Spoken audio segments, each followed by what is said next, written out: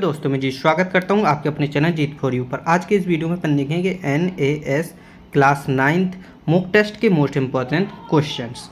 ठीक है ना। मॉक टेस्ट आपको मालूम है कि आपका 28 तारीख को है, लेकिन नवंबर में आपकी NAS की परीक्षा है, उसके लिए भी ये प्रश्न महत्वपूर्ण है जिसको अपन सॉल्व कर रहे हैं। इसको अपन संवर्धन पुस्तिका बोलते हैं।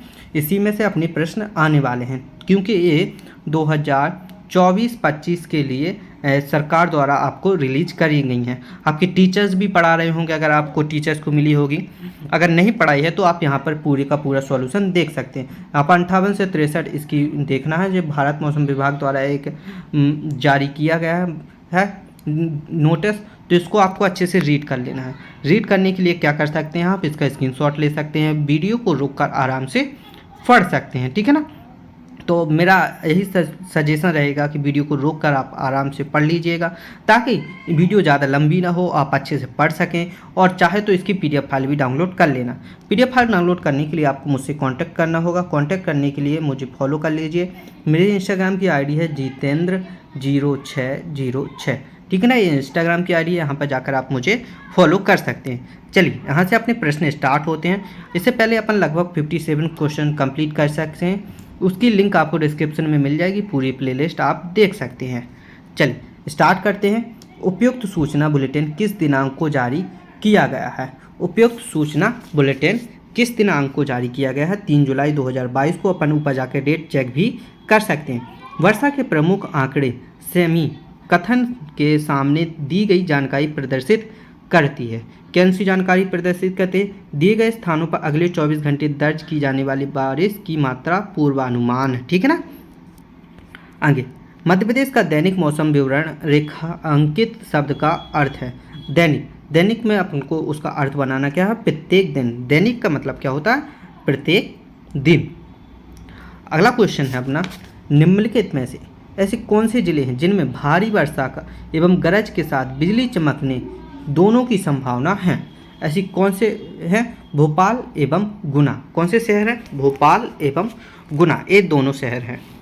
अगला क्वेश्चन है अपना, मौसम विभाग द्वारा बारिश के मौसम में 2 पहिया वाहनों के उपयोग से बचने की बात कही गई है, क्योंकि क्या होगा उससे? वे वाहन बारिश के पानी से सुरक्षा प्रदान नहीं करते। सीधी सीधी बात है, वो बंद नहीं होते इसलिए सुरक्षा नहीं करते हैं, कोई दिक्कत नहीं। उपयुक्त सूचना बुलेटिन में निम्नलिखित में से कौन सी जानकारी समाहित है? कौन सी जानकारी समाहित है? देखिए पहले देखिए यहाँ पर अगले 24 घंटे में प्रदेश के मौसम का पूर्वानुमान, पिछले 24 घंटे में मौसम का पूर्वानुमान, अगले 24 घंटे में प्रदेश में मौसम का हाल, पिछले 24 घंटे में प्रदेश में मौसम का पूर्वानुमान। निम्नलिखित में से कौन सा विकल्प सही है?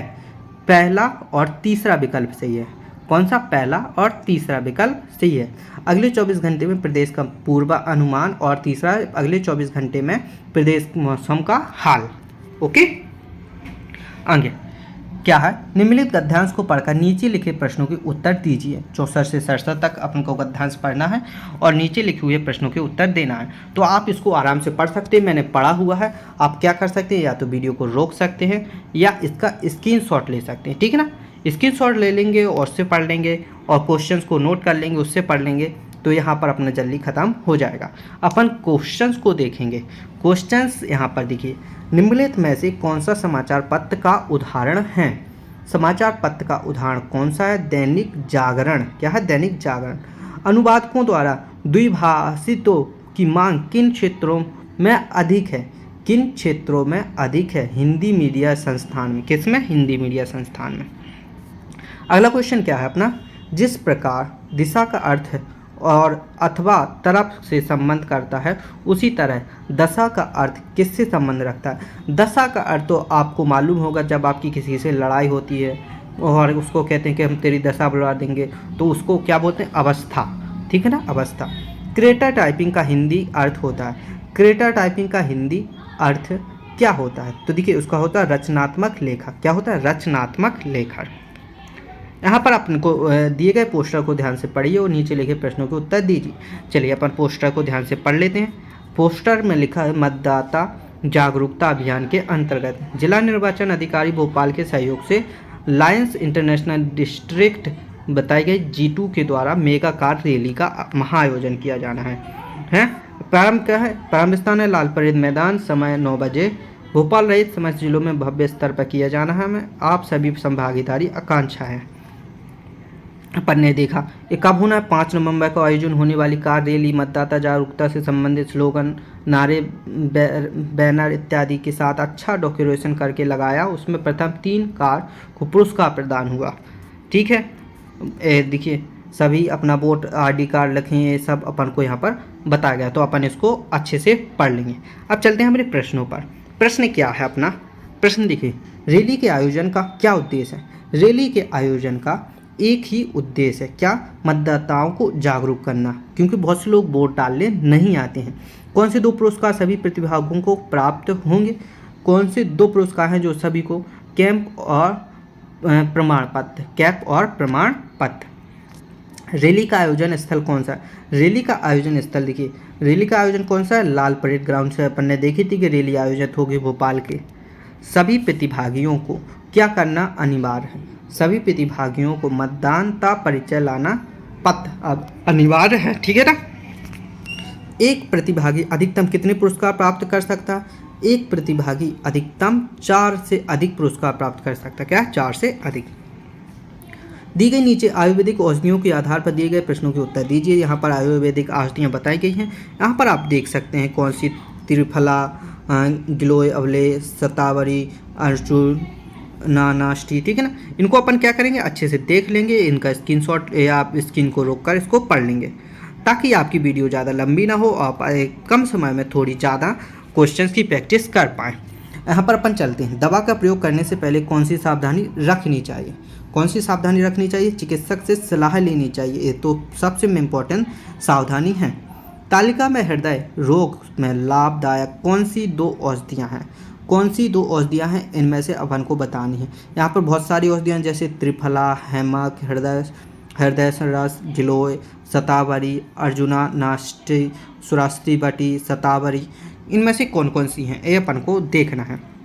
इनमें से देखिए, पहले तो अपना इसका नाम ही हृदय वर्ण रस है, हृदय रोग के लिए है। ठीक है, एक तो ए हो जाएगी, और दूसरी कौन सी होगी, अर्जुना रेस्ट। ठीक है ना, ए, तो ऑप्शन नंबर 7 आपका क्या होगा, राइट आंसर हो जाएगा। ठीक है। तालिका के अनुसार औषधियों को कितनी श्रेणी में बांटा गया है।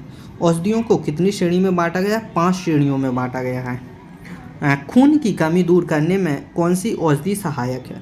कौन सी औषधि सहायक है, हेमक और अर्जुना शिष्ट। ठीक है ना, हेमक और अर्जुना शिष्ट। त्रिफला आदि में कौन सा समास है। त्रिफला आदि में कौन सा समास है, द्विगुणु समास। ठीक है ना। आगे आपको बताया गया है, निम्नलिखित गद्यांश को पढ़कर नीचे दिए प्रश्नों के उत्तर दीजिए। 78 से 83 तक के प्रश्नों को उत्तर देना है। इस गद्यांश को अच्छे से पढ़ लेंगे। ये थोड़ा सा गद्यांश है, इसको 1 मिनट तक वीडियो को रोक लेंगे, आराम से रीड करेंगे, इसके बाद प्रश्नों को देखेंगे।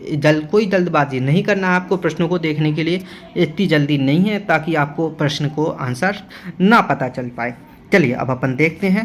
पहला है, चंद्रयान 3 को कहाँ से लॉन्च किया गया था। ये तो मतलब टीवी पर बहुत दिनों तक चला था, तो आपको याद ही होगा, सतीश धवन अंतरिक्ष केंद्र से। कहाँ से, सतीश धवन अंतरिक्ष केंद्र से। अगला है, चंद्रयान 3 के प्रक्षेपण में किस प्रक्षेप, और इसको मोस्ट इंपॉर्टेंट कर लेना है क्योंकि NS में आ सकता है, क्योंकि रिसेंटली हुई घटना है। ये मैं आपको बता दे रहा हूँ। चंद्रयान 3 के प्रक्षेपण में किस प्रक्षेपण यान का उपयोग किया गया था। किस प्रक्षेपण यान का, GSLV। किसका, GSLV। 14 जुलाई 2023 को लॉन्च किए गए मिशन का क्या नाम है। 14 जुलाई 2023 को लॉन्च किए गए मिशन का क्या नाम था, चंद्रयान 3। ठीक है ना, क्या नाम था, चंद्रयान 3। तो आपको मालूम होना चाहिए कि 3 चंद्रयान अपने जा चुके हैं। चंद्रयान 3 के मिशन लैंडर का नाम विक्रम है। इसका अर्थ क्या है, इसका अर्थ है वीरता। विक्रम का मतलब होता है वीरता। लैंडर विक्रम का नाम किस वैज्ञानिक के सम्मान में रखा गया।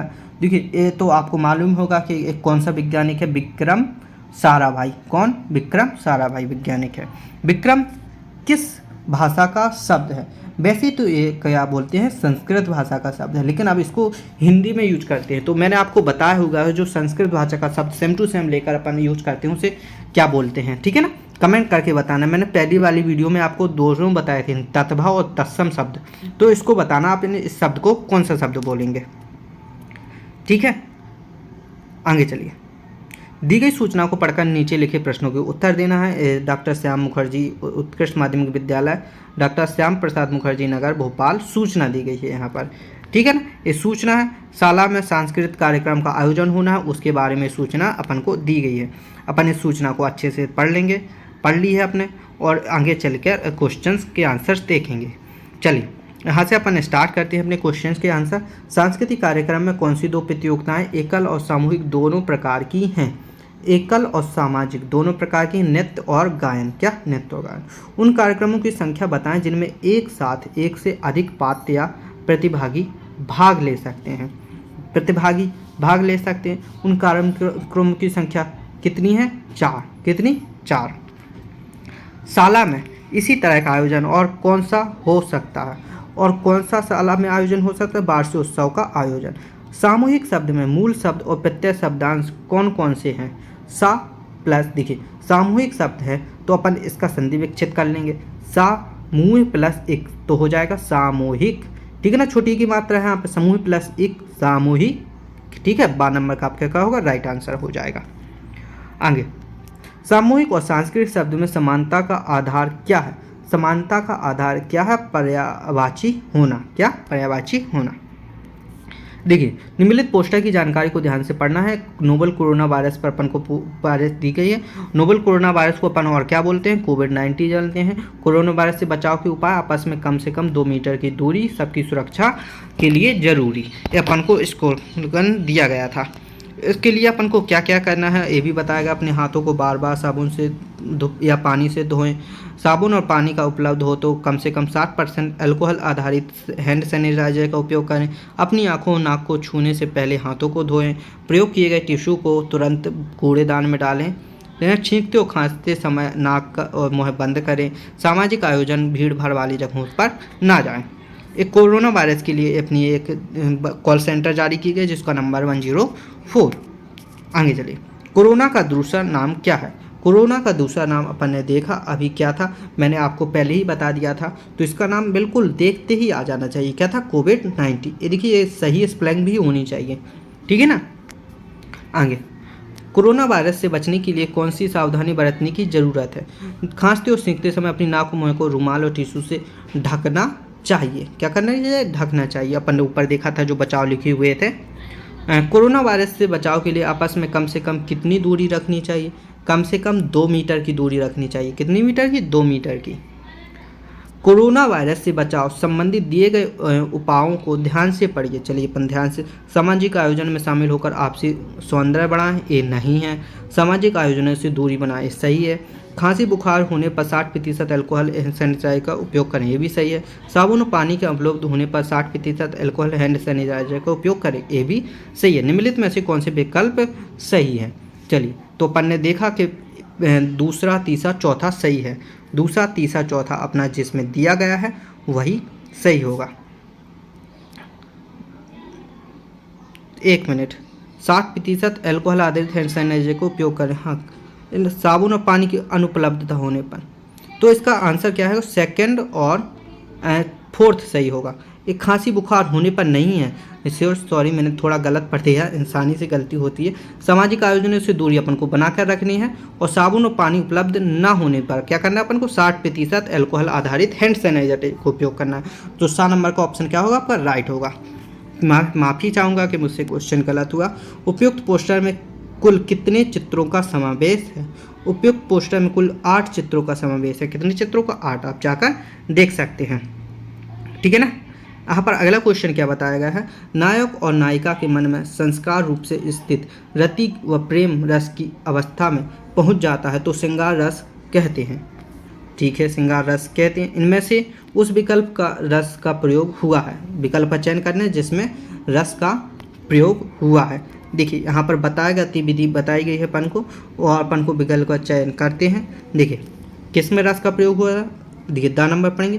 कहत नटत रिझत रिझत मिलत खिलत लजियात भरे भौन में करत है नैनन ही सो बात। इसमें अपना रस का प्रयोग किया गया है, ठीक है। आगे चलिए। दिए गए पद्यांश को ध्यान से पढ़कर नीचे लिखे प्रश्नों को उत्तर देना। पद्यांश कितने हैं? 95 से 100 तक है। इस पद्यांश को पढ़ लेते हैं क्योंकि छोटा सा पद्यांश है।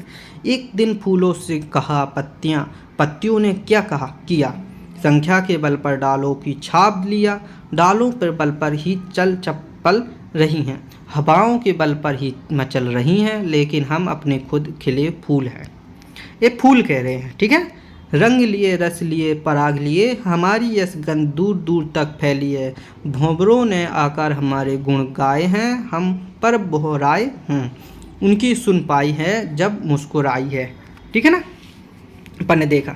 अब यहाँ पर अपन क्वेश्चंस देखेंगे। क्वेश्चन क्या है? फूल पत्तियों के लिए डालों के बल पर हवाओं के बल पर, इन पंक्तियों में कवि का आशय है। इन पंक्तियों में कवि का क्या आशय? पंक्तियाँ हवा के आलम्बन हैं। निम्नलिखित में से कौन सा शब्द भ्रामक का पर्यायवाची है? भ्रामक का पर्यायवाची कौन सा शब्द है? अली। कौन सा? अली। अगला क्वेश्चन क्या है अपना? लेकिन हम अपने से दूर दूर तक फैली उक्त पंक्तियों में कौन सा भाव है? इस पंक्तियों में कौन सा भाव है? स्वावलंबन का भाव है। कौन सा? स्वावलंबन। निम्नलिखित में से कौन सा विकल्प कविता में प्रयुक्त यश शब्द का विलोम है? यश शब्द का विलोम कौन सा है? अपयश। ओके। फूलों के अनुसार पत्तियां कौन सा कार्य करती हैं? फूलों के अनुसार पत्तियां कौन सा कार्य करती हैं? संख्या में अधिक होने के कारण डालों पर छिपाती हैं, डालों के बल पर ही चल पा सकती हैं। उस पंक्ति में कौन सा अलंकार है? अनुप्रास अलंकार। कौन सा अलंकार? अनुप्रास। तो यहाँ पर अपन ने हिंदी के पूरे 100 क्वेश्चन देख लिए हैं। इसको शिक्षक संवर्धिका मॉड्यूल या विद्यार्थी संवर्धन मॉड्यूल भी बोलते हैं। इनमें से आपके NES के क्वेश्चंस आप देख लेना, सेम टू सेम जो आपका टेस्ट पेपर होगा उसमें मिल जाएंगे। अब आपको क्या करना है, कमेंट करके बताना कि आपको कौन से सब्जेक्ट के पहले चाहिए जो NES की परीक्षा होने वाली है उसके लिए। ठीक है। अब वीडियो को लाइक कीजिए, चैनल को सब्सक्राइब कीजिए ताकि हर आने वाली वीडियो का नोटिफिकेशन आपको मिल सके। मिलते हैं ऐसी अगली वीडियो में, तब तक के लिए धन्यवाद।